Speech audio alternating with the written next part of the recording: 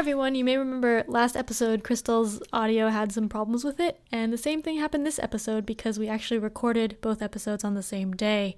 So, sorry about that.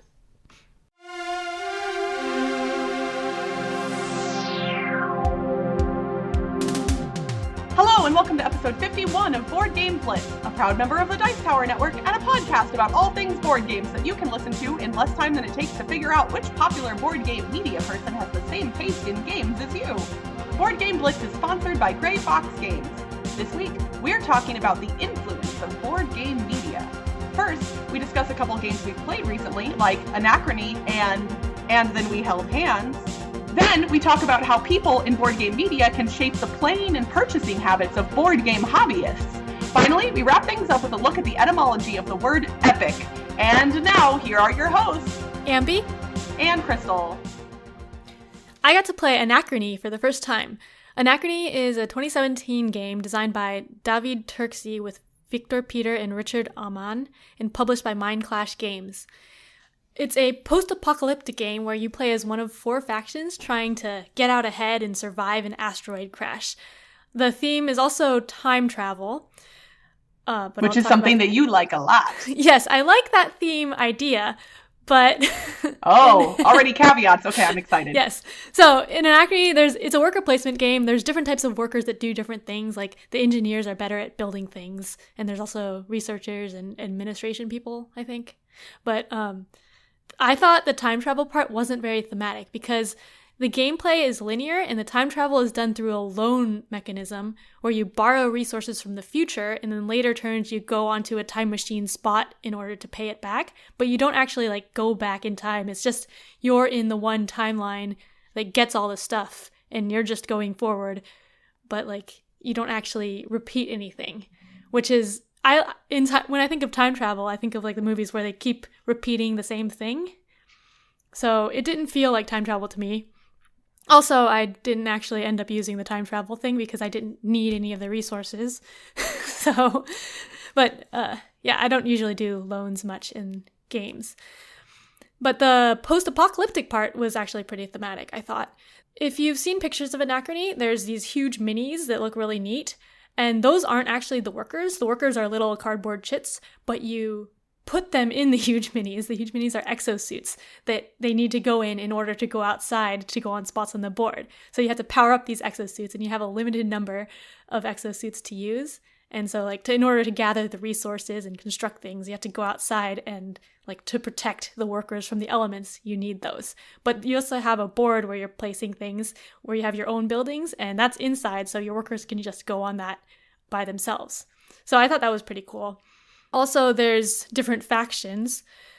Each faction has a leader that has different powers, and the factions have different powers too, but I didn't play with the variable faction powers, but I still got a feel of the different powers from the leaders and the goals, because mine was centered around getting water tech, and my leader could recruit people by spending water, so I just got a bunch of workers and had a bunch of water. I guess it was centered around life and stuff. So that was pretty fun. So I enjoyed the game, Anachrony, but I was disappointed in the time travel theme because I heard, oh, it's a time travel game, but it didn't feel like a time travel game to me. It felt more like the post-apocalyptic game. But if you like that post-apocalyptic theme, you should definitely try out Anachrony. It's weird because all of the aspects of this game are things that I know I like. I like worker placement. I like post-apocalyptic as a theme. I enjoy time travel even as a small theme. And yet for some reason, I've been weirdly off-put by this game, and I can't tell you why. Every time I've seen people playing it, I've had no desire to play it. And multiple people have said, Crystal, this is a game you'll probably like. Different people. And for whatever reason, I just don't have a desire to try it. And I don't know why. Do you, based on what you know about me, do you think I would like this? I think so. It's weird. It's one of those things where, you know how you sometimes just think you're not going to like a thing for no apparent reason? This is one of those for me. And I don't know why. It's weird. Yeah, that's weird. And it looks cool too. Or do you like the art and stuff? I think it looks pretty neat. There's nothing discernibly off-putting about it. Huh. Okay. Maybe the play length, because it's a pretty Yeah, long it's pretty game. long. There's a lot of planning, so. And I wonder if Yeah, maybe so I've started to shy away from longer games where I'm maybe. not 100% certain. Like, if you put a Star Trek game in front of me, I don't care how long it is, I'm going to try it because it's Star Trek. But, like, with something like this where it's generic post-apocalyptic thing, maybe I'm like, oh, if it was an hour or hour and a half, like, easy sell. But if it's longer, maybe that's tougher for me at this point. I don't know. Yeah, maybe it's the length. Yeah, because it is a pretty long game, I think. I forget how long it took. A couple hours, 2 to 3, I don't know. Yeah, I think for a lot of my friends in my group, and my group tends to play slower than most, I think it's been at least a 3-hour game, if not more, for them. So I recently got to play a game for the first time that I've been wanting to play for quite some time.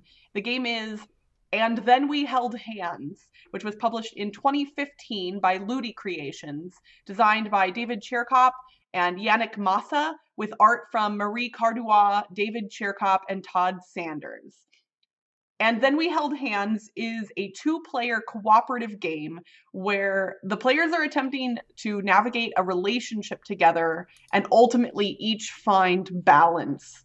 The players each have a row of cards in front of them with emotions on them, and only half of every card is visible. And the half that's visible can shift during the course of the game based on where your token is on the board, because your perspective on the relationship changes and therefore your emotions shift. Players are not allowed to speak to each other during the course of the game at all. But on your turn, you have to discard cards from the row of cards either in front of yourself or the row in front of your partner to move your token on the board to different little spots of different colors.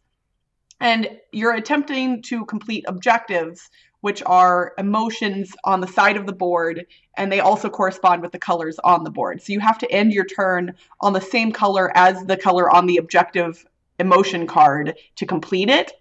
And players are doing this back and forth, no talking, and things change based on whether you're doing emotions that are positive or negative, because you have to try and strike balance. So at certain points, you can't discard emotion cards of a specific type if your balance isn't close enough to the middle. There's 8 cards in each of 3 decks, and as you complete each deck, your pawns can move toward the center of the board more and more, and eventually you're trying to each get into the very middle of the board, and that is, I guess, when you have a happy relationship. It's pretty abstracted, truthfully, and that's kind of why I thought maybe I wouldn't like this, because the theme doesn't feel quite as strong just when you glance at it. But holy cow, was this fun. I cannot tell you how much I enjoyed this game. And I think it helped that I played with my friend Elissa. She and I tend to be pretty synchronized in the way that we think in games. And that can be really problematic in competitive games, especially if we're sitting next to each other, because inevitably whoever goes first will take the action the other player wanted to do every time. And it's fun for us, but every time we're just you think the same way as me. And that worked out so well in this, because there's those moments where you see your partner discarding a card from their row or your row, and you don't understand what they're trying to do right away, and you have that moment of panic, but then it all comes, you see that eventually what they're trying to do, and it all comes together, and you have those moments of sheer relief, and oh, they did know what they were doing, they had a plan, and it's all fine. And it felt like a relationship in a way that I didn't expect. I want to play it more. I want to play it a lot more, but I can already see that with repeated plays, this could get old pretty quickly, because there isn't much thematically to it. The experience was really enjoyable, but I imagine if I did that same experience with Elissa, 20 times, that it would lose some of its luster. And I kind of wish there were expansions, but there aren't any for it. And I guess there probably never will be, since it came out 3 years ago now, but who knows? It also is making me want to play Fog of Love with Elissa, which I haven't played yet, but I've heard really good things about, and it's a much more thematic relationship experience game. And so I told her, I was like, oh, I want to go to Walmart right now and buy Fog of Love so we can play it. And maybe I will do that at some point in the future. And Then We Held Hands is a really interesting, abstract, 2-player cooperative game. And that's pretty rare. That's not a genre that has a lot of games in it to begin with. So I think if you have somebody, whether that be a romantic partner or a good friend, I think this is one that you should definitely check out at some point, people who are listening. And also you, Ambie, because I know you guys like the the Ravens of Three Sahashri. Ravens of Three Sahashri. Yeah. And have you guys played and then we held hands Yeah, before? we played it at BGG Con last year. But yeah, it wasn't... Well, so Toby and I don't actually think the same. Okay. So, well, no, what's funny is I would say the same thing probably if I tried to play this with my husband. I actually don't think we would do as well. Yeah. But yeah, it was kind of fun. I think, I don't really remember. I think we didn't do very well. Well, it was neat and I enjoyed it. And since some of the art is by Marie Cardois, who is one of my other favorite board game artists, that's just a bonus.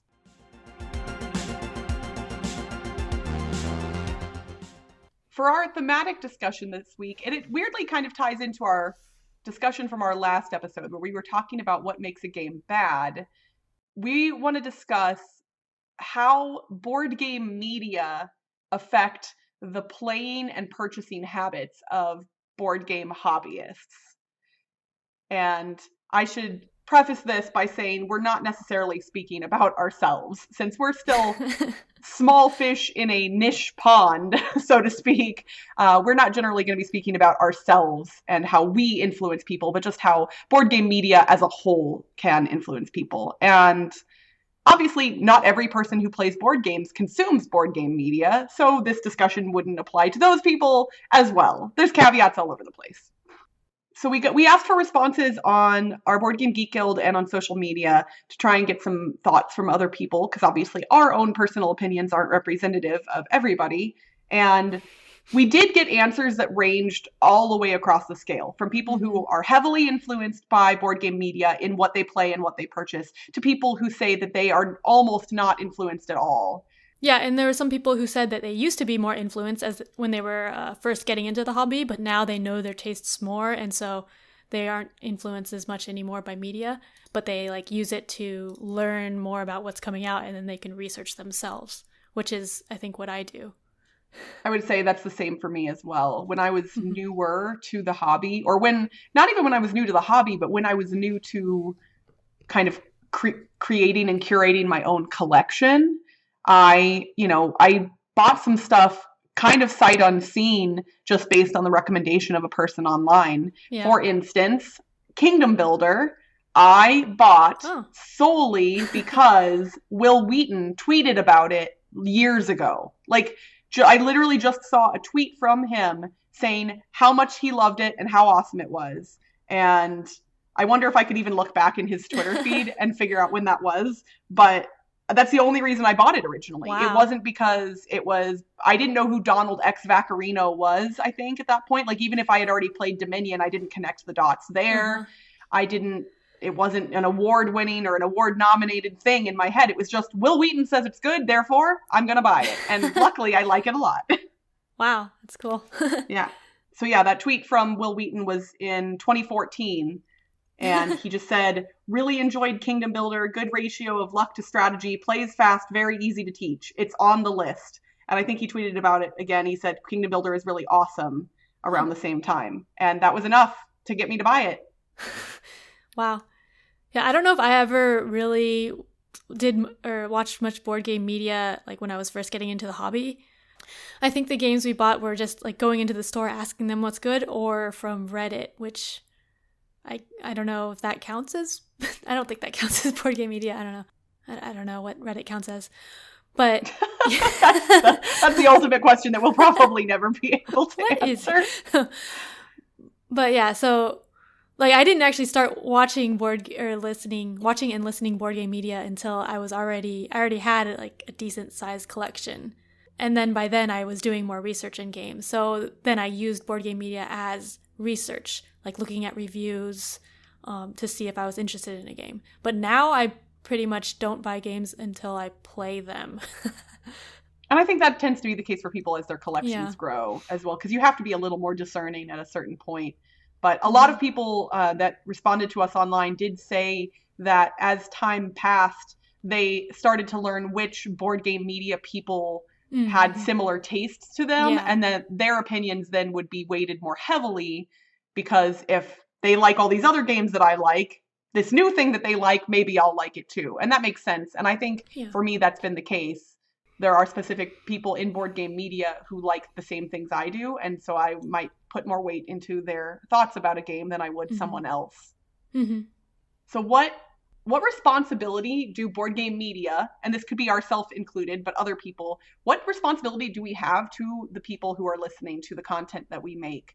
Or what responsibility do we have to the people who created the games we're talking about? Like for us and for many people in board game media, we're not, like, this is not a paid job. Mm-hmm. This podcasting is still a hobby for us. So we can technically say whatever we want. Yeah, but I think we should still be respectful. And like, if we don't like a game, we shouldn't bash on it, really. Like, we can say why we don't like it, but just still be respectful, because it's still something that someone made and that person put effort into making it. And just like the same as if you're watching content, you shouldn't just say, oh, this is terrible video or whatever, because that person put all of their effort into making that video. I guess we have to be respectful. And it's tough because when you don't like a thing and people care about what your opinion on said thing is, there is value in providing a negative review of a game. But that can be really heartbreaking for potentially a game designer or a game publisher. And for board game media people who have gained a lot of influence within the industry, their opinions can, it seems, potentially even shift purchasing habits for large groups of people. And that's a really weighty responsibility. Not too long ago, Tom Bassel, our buddy over at the Dice Tower, put out a really neat video where he did quick reviews of games that he did not like. He put them all in one video. He didn't make, an individual video for each game, talking about horrible things about it or anything like that. He kind of condensed it all down, but some publishers and designers were upset after the fact that he talked poorly about their games. And in my head, I was thinking, so which is better, for him to say nothing about a game he dislikes and potentially do a disservice to the people who value his opinions, or to say, no, this game is something that I didn't like, here's why, and potentially upset the people who created the game. And I think it's a very tricky line to walk. And I think that's why a majority of board game reviewers tend to focus more on the positive reviews. Also because it takes your time. Oh yeah. Negative reviews are a really, really hard thing. Here's what a lot of people don't realize is if you don't enjoy a game, playing it enough times to be able to properly review it is pretty miserable, honestly. Yeah. And then having to either write up or video a review of that game, you're taking all of the things that make making board game content fun out of it at that point. And so people always say, all of your reviews are positive, XYZ board game reviewers over there on YouTube. And it's like, well, they can't spend their time doing all negative things because it kind of sucks the life out of you. Yeah. But yeah, I think like if you have a review and you're going to be doing a review on it and you don't like the game, it's good to say why you don't like it, because then it's valuable to people. So that's what, if I ever do like official reviews, like right now I've done a couple written reviews and I try to do like positives and negatives for them, but I'm not really much of a reviewer. I don't know. I feel like I'm not much. We tend to give our thoughts and impressions on games, and we'll give our opinion, but we're not doing full breakdowns and complete comprehensive reviews. I think we're reviewers, but only at like a low complexity level, if that makes sense. Impressions. Yes. Usually. Well, and often a lot of the games that we discuss at the beginning of our episodes, we don't consider those to be reviews only because often it's a game we've only played once or maybe twice. Sometimes we play an older game that, like when I did Herbaceous, I've played that a bunch. But most of the time it's, I want to tell you about this thing that I just played. And sometimes our first impressions could change. Maybe I discussed Sunset Over Water in our last episode and I wasn't super keen on it, but maybe after I play it a few more times, I'll really like it. And then, you know what? I'll probably come back and let you all know that, because I want you to know that, hey, this game that looks really pretty, there's some more to it that I didn't see the first time through. And that's important. So as board game media people, you and I have kind of always tried to be thoughtful and discerning about how we approach our discussions of games. And I think almost all other board game media people do the same. But do you think our responsibilities have changed or will change over time? Because when we started the podcast, I mean, in those first few weeks, we were getting our episodes downloaded, like maybe 100 or 200 times? I don't remember, but probably. Yeah, like very few people. And now we get thousands of people downloading our episodes. And is that a big deal? Because in the grand scheme of the world, that's still a very small subset of people. But in board game podcasting, that feels like it's almost kind of a big deal. So should we theoretically be reevaluating how we approach our thoughts on games as a service to our listeners? I don't know. Because I feel like we're already approaching them, like we say we played it and that's our impressions, or like we try not to be like saying that it's terrible without a reason, and I think that's good. But yeah, it is kind of weird because when someone says, "Oh, I bought this because of you," it's like, "Oh my gosh," which has happened, I hope you like it. Like, yeah. So then I get really worried. It's like a lot of pressure, hoping that someone likes a game. Absolutely. And I think we've kind of tried to be very transparent about how we handle this kind of stuff. Like back in episode 38, we did our ethics in game media discussion where we kind of specifically told people how we approach that stuff. And especially because we brought on our sponsor, Gray Fox Games at that point, and we didn't want people to think that that was going to affect how we've made content. And I would say now that we're 12 episodes after the fact, I would hope people have recognized that we're doing exactly what we said we were going to do. And I have these moments where I'm kind of like, holy cow, how many people listened to our episode? I never knew that we were going to get to this point, honestly. Yeah.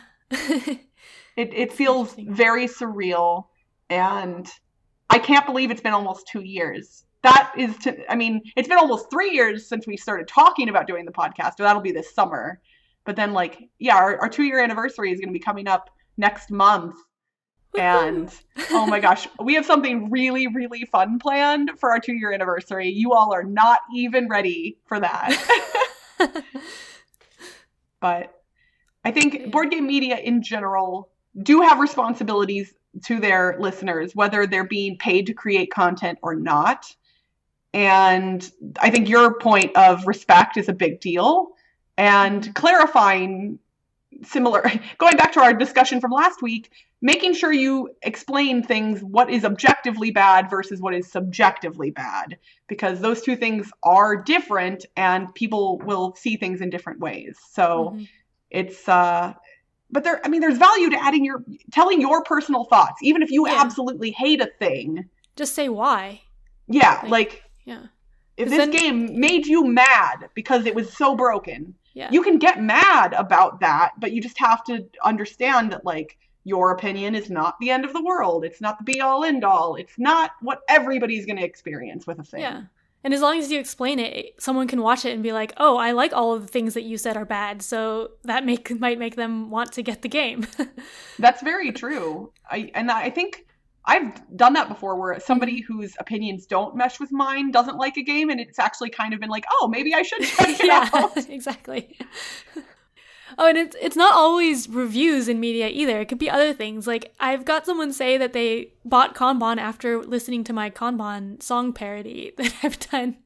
And that's not even amazing. A review. That's just me being silly. Yeah, because the song is really, really neat, but it doesn't discuss how the game works in any kind of real in-depth way. You get a little bit of a feel for it and you can see it. Wow, that's cool. Yeah. Well, you know what? I would actually be curious to know if any of our listeners have played or purchased games based on something they heard on our show, because we don't actually get to hear that very often. And it's totally cool if you haven't, but if you have, maybe shoot us a line on Twitter or send us an email or something, because I would be curious to know, especially if it's something that you ended up really loving, because that'll make me feel warm and fuzzy inside. Yeah.